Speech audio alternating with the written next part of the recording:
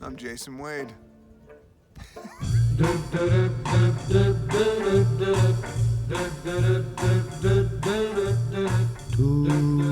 Well, hello. Come on in. We're going to start economics. Chapter 1. It's a good place to start, right? So this isn't my home. I wish it was. It's a gorgeous home. I am hosting an open house for Coldwell Banker. I'm a real estate agent. That's one of my many jobs. How many jobs do I have? Too many. But the reason why I thought this would be a brilliant place to start is because of page 1 of chapter 1. Here's my attempt at Greek, okay? Oikonomos, or oikonomos. I don't know.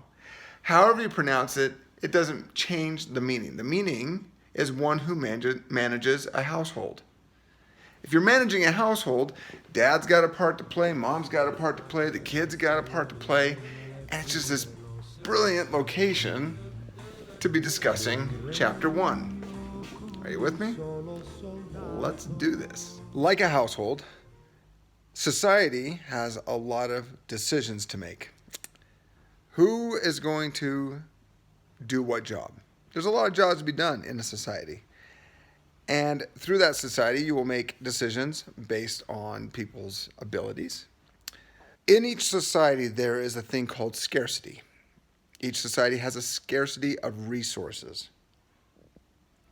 And that's the interesting part. How to manage those scarcities, how to manage those resources. And that's economics. It's really kind of fascinating.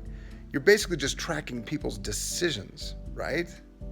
The society's decisions, their needs, their wants, and you're never going to get everything that you want. That brings us to trade-offs. Trade-offs are interesting, and you guys are in a very interesting time of your life because your most valuable asset, your most valuable resource is time. Where do you spend your time? And on what do you spend your time? I could sit on this couch all day long staring at this amazing television, this big, massive screen, and I could watch TV all day long. That's my decision. But guess what? I've just given up those hours. Now I probably missed my sports practice, or I had a ton of homework assignments that were due this week, but I just blew them off because I wanted to sit on this couch, or I wanted to sleep in, or I wanted to go on that afternoon hike. Whatever you decide to do and how you manage that time is trade-off of resources. So look, you have a lot more experience in this than you think. Think of a trade-off that you've had just recently in your life, monetary or non-monetary. Then think about the incentives, okay? Incentives, we grew up with them. I'm a parent. That's what I do. I'm always trying to incentivize my children. Sometimes it works, sometimes it doesn't. So look into your own life and figure out an example that works for you, just to make sense of what we're talking about. Wardrobe change and location change. That's called movie magic. Just kidding. Let's talk about Adam Smith. Okay, this one breaks my heart because I like to believe that people do things out of love and respect for their fellow man. But that is not necessarily true. Adam Smith talks about something completely different. And I quote, "Give me that which I want, and thou shalt have this that you want." This is the idea behind Adam Smith, self-interest. There's always going to be self-interest at play. There is no benevolence. There is no love. There is no concern for your fellow man.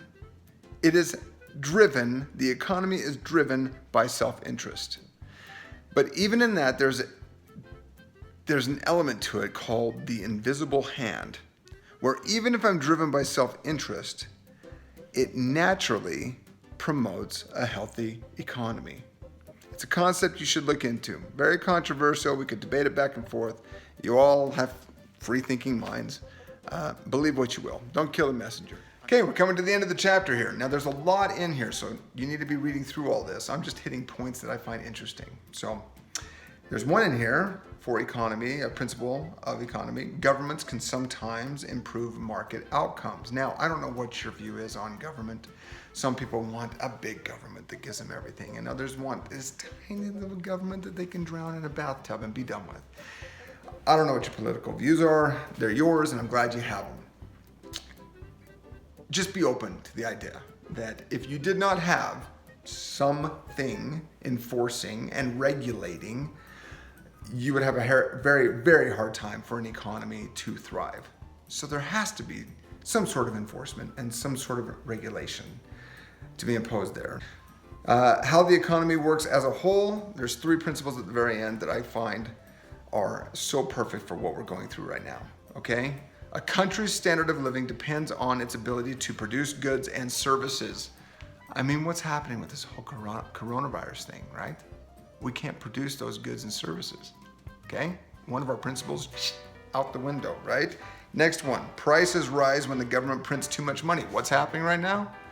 We're printing money, which is great. I mean, there's a good and a bad with this, right? If we print money, if we just keep printing money, what happens? Inflation, right? Read it, it's right there. And then society faces a short-run trade-off between inflation and unemployment. I mean, we are smack dab in the middle of like one of the best examples of what the end of your chapter is trying to teach. So get reading, have at it, have fun. All right, that's all I got to say right now, but next time we're gonna try to think like an economist. Now, I know that sounds boring, but your instructor, Josh Price, he's a pretty cool guy, and he thinks like an economist. I'll see you next time.